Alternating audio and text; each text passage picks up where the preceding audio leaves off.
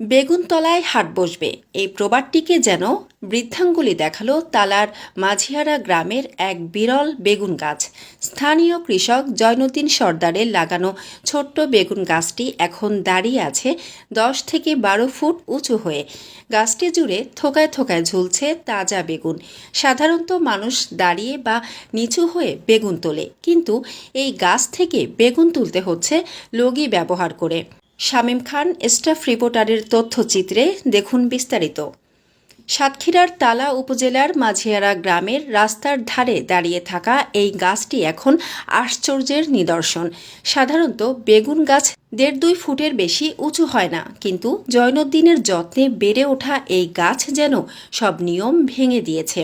প্রতিদিন দূর দূরান্ত থেকে কৌতূহলী মানুষজন ভিড় জমাচ্ছেন গাছটি দেখার জন্য।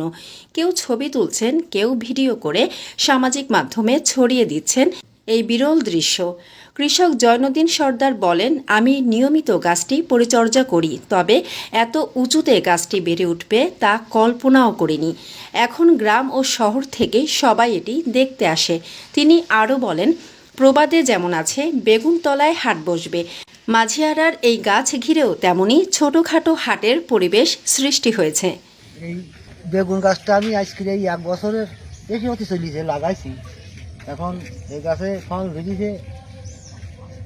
ছোটকালে লোকে বলতো, বাপ চাচারা বলতেন যে বেগুন গাছের তলায় হাট হবে।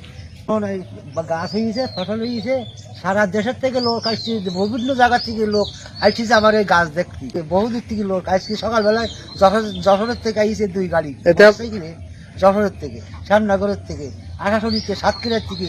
এত সুন্দর সুন্দর বেগুন আছে, গাছটা 14 ফুট লম্বা, ভালো সুন্দর বেগুন হয়েছে।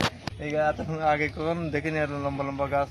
আমরা এখান থেকে প্রতিদিন যাওয়া আসা করি, রাস্তার সাইডে গাছটা আমরা দেখি, সবাই এখানে দাঁড়ায় ছবি তোলে, সবাই দেখে, সবাই আনন্দ পায়, মজা দেয়। বড় গাছ আমরা তো কখনো দেখিনি, এত বড় বেগুন গাছ।